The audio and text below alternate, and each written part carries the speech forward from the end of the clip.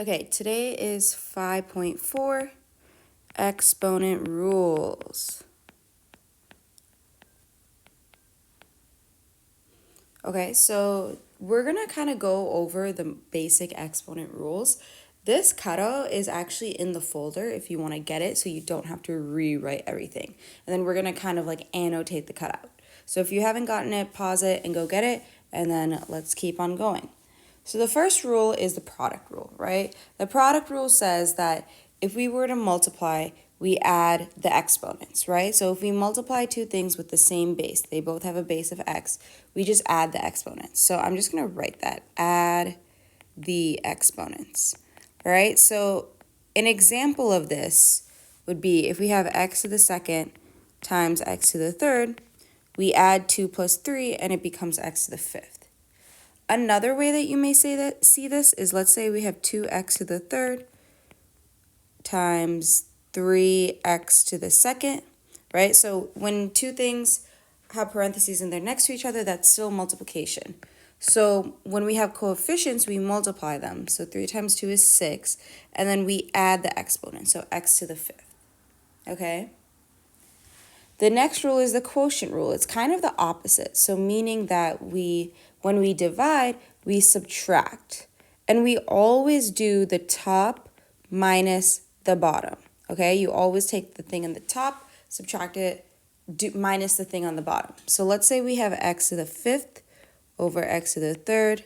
That would be x to the second, because 5 minus 3 is 2. Top minus bottom is x to the second. Okay, sometimes you might see something like this. I'll just write it on the side.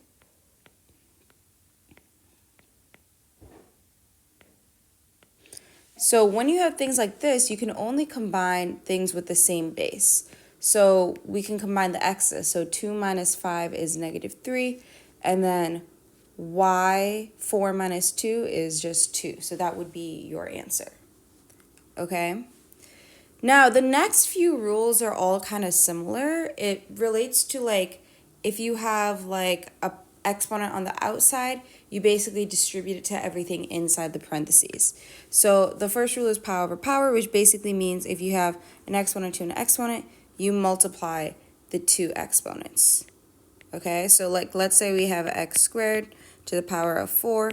You're going to do x 2 times 4, which is x to the power of 8. Okay. So again, just multiply the thing on the outside to the thing on the inside. Similarly, let's say we have power over product. You're gonna take this this exponent, and you're gonna distribute it to everything on the inside. Okay. So let's say we have 2x to the third, y to the eighth, all to the power of 2. Now, the biggest mistake that people make is they forget this 2 actually has an exponent. It has an exponent of 1. So we're going to distribute this 2 to everything. So we're going to have, well, 1 times 2 is 2. So 2 to the power of 2, x to the power of 6, and y to the power of 16. And you can simplify this by putting in your calculator. 2 to the power of 2 is 4. So 4x to the 6th, y to the 16th. Okay? Now, what we're going to do is power of a quotient. It's the same thing. You're going to take this a and you're going to distribute it to the top and the bottom. So if we have x squared over y to the third, all to the power of 3, we take this 3, we distribute it to the top and the bottom. So we have x to the power of 6, y to the power of 9. Okay? So again, you're just taking the thing on the outside and multiplying it to the thing on the inside. Right? And that makes sense. Let me just show why this makes sense. I'll write it over here. X squared over y to the third, all to the power of 3. That means this is just happening 3 times. And remember, when we multiply, we add the exponent. So 2 plus 2 plus 2 gives you the x to the power of 6, and 3 plus 3 plus 3 gives you the 9. So that's why that works. Okay? Continuing on, the zero exponent rule. Anything to the power of 0, wow, I can't talk. Anything to the power of 0 is always 1. So like 2x, y, z to the power of 4 To the power of 0, well, it's to the power of 0, so it equals 1. Anything to the power of 0 equals 1. Now, the last rule, the negative exponent rule, is the most confusing, okay?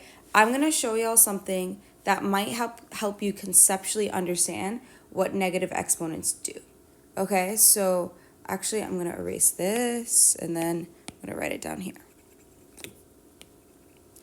So, let's say we're doing this, 2 to the power of 3, 2 to the power of 2, 2 to the power of 1, 2 to the power of 0, 2 to the power of negative 1, 2 to the power of negative 2.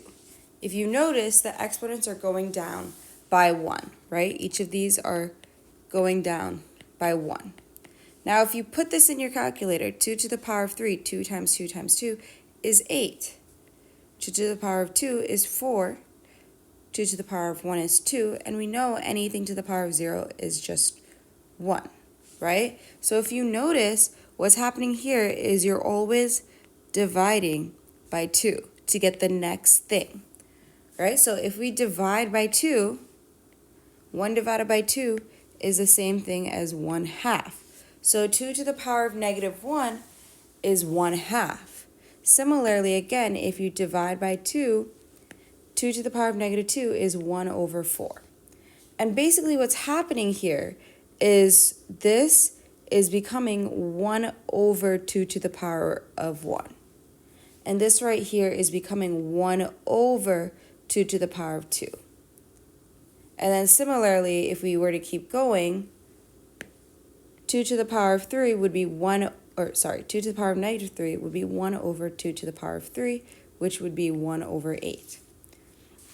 So basically, the negative exponent tells you that it needs to move to the other place of the fraction. This is over 1.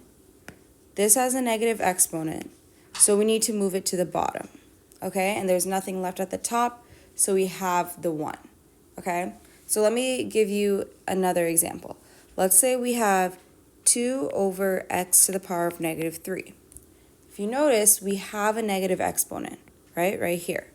So to get rid of it, right now it's at the bottom, we have to move it to the top. So we will have 2x to the power of 3. And this would be our final answer. Let's do another example. Let's say we have 2x to the power of negative 2 over y to the power of negative 2. This has a negative exponent, so we have to move it to the top. This has a negative exponent, so we have to move it to the bottom. The 2 technically has an invisible exponent of 1. Since it's a positive 1, we don't move that. So it's actually going to become like this, okay? Do the questions, and then there's a part 2 video.